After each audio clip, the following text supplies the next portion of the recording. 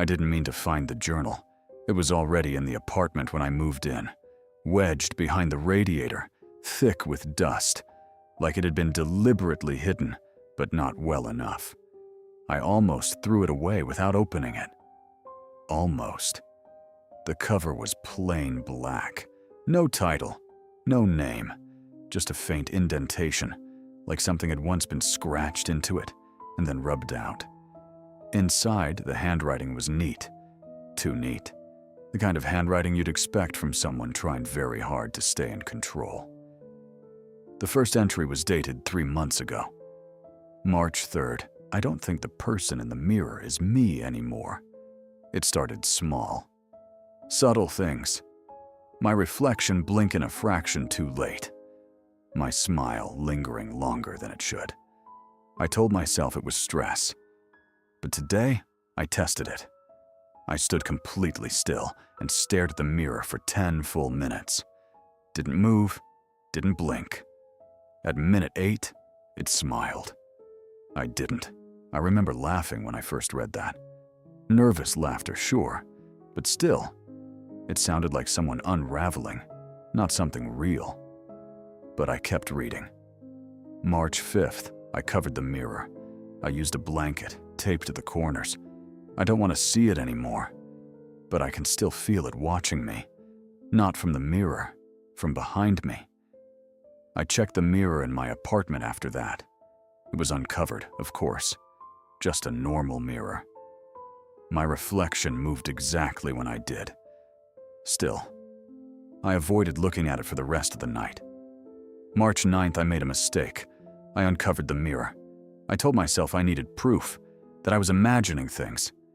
I waved my hand. It didn't.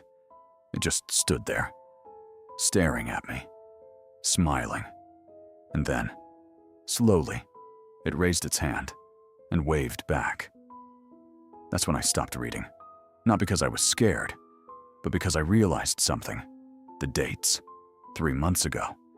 That's when the previous tenant moved out. Or disappeared. The landlord had been vague about it. Personal reasons, he said. I went back to the journal. March 10th. It's learning. It mimics me less now. Moves on its own more. Sometimes I catch it doing things I would never do. Tilting its head too far. Smiling too wide. Yesterday, it mouthed something. I couldn't hear it. But I think it said, soon. I felt a tightness in my chest reading that. Still, I told myself, it's just a story. Someone messing around or losing their mind. Right? March 14th. I haven't slept. Every time I close my eyes, I see it. Not in the mirror, in my head. It's clearer there. Closer. I checked my bedroom mirror again. Still normal. Still me. I leaned in closer, studying my face, my eyes, my expression. For a split second, I thought my reflection looked relieved. March 17th. I think I understand now. It doesn't want to replace me. It already has. Not physically, not yet. But piece by piece. Habits, thoughts, reactions. I smiled at something today that I didn't find funny. I didn't decide to smile. It did. I remember putting the journal down and pacing my apartment. It was getting to me. The writing was too personal, too convincing. But still, I wasn't scared. Not really. Not until I got to the next entry. March 20th. If you're reading this, then I've already lost. That means you're in the apartment now. You found the journal. And you're doing exactly what I did. Telling yourself it's just a story. It's not. It starts when you begin to doubt your reflection. So let me ask you something. Have you checked the mirror yet? I froze, because I had, multiple times. March 21st. It's easier for it if you look. Every time you check, you're giving it permission. You're syncing with it. You think you're making sure it's still you. But really, it's learning how to be you. I turned, slowly, toward the mirror in my living room. I hadn't even realized I was standing in front of it. My reflection stared back, perfectly still, perfectly normal. Then I blinked. It blinked too, at the same time. Of course it did. I laughed again, but it sounded wrong. March 22nd, I tried breaking the mirror. It didn't work. I hit it, threw things at it. The glass cracked, but the reflection didn't. It stayed whole, smiling, watching. I swallowed hard and stepped closer to my mirror. There were no cracks, no signs anything had ever happened. March 23rd, it spoke today, not out loud, but I heard it, clear as anything. It said, "You're the reflection." I slammed the journal shut. "Nope," I muttered. "Nope, not doing this." I walked away, grabbed my phone, turned on the TV, anything to distract myself. But my eyes kept drifting back to the mirror. I don't remember deciding to open the journal again, but I did.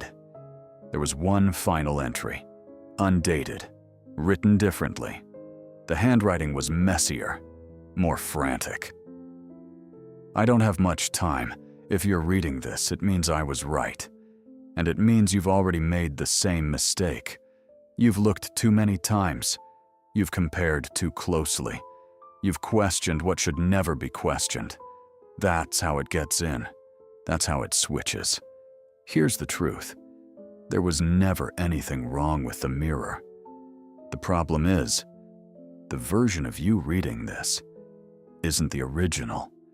You're the copy. And every time you checked your reflection, you weren't making sure it was still you. You were making sure it wasn't. And one of those times, you got it wrong." I dropped the journal. My heart was pounding now, really pounding. "That's not funny," I whispered to no one. I stepped, slowly, toward the mirror. My reflection stepped toward me, perfectly in sync. I raised my hand. It raised its hand. At the same time, I exhaled, shakily. "See?" I said. "Still me." My reflection smiled. I hadn't. I don't know how long I stood there. Seconds. Minutes. But eventually, it stopped copying me. And I realized something worse than fear. Something colder. Calmer. More certain. I reached down and picked up the journal again. There was something new written at the bottom of the last page. I swear it wasn't there before. The ink looked fresh. Still wet. New entry. It worked. I'm out. I looked up at the mirror one last time. My reflection was gone. And something else was standing where it used to be. Smiling. Watching me. Like I used to watch it. I think I understand now. Why the handwriting was so neat at the beginning. Why it got messier at the end. Why the last message wasn't meant to warn me. It wasn't a warning. It was instructions. I found this journal in my apartment, behind the radiator, covered in dust. I almost didn't open it. Almost. But if you're reading this now, then I guess it doesn't matter anymore. Because you've already looked at a mirror today, haven't you?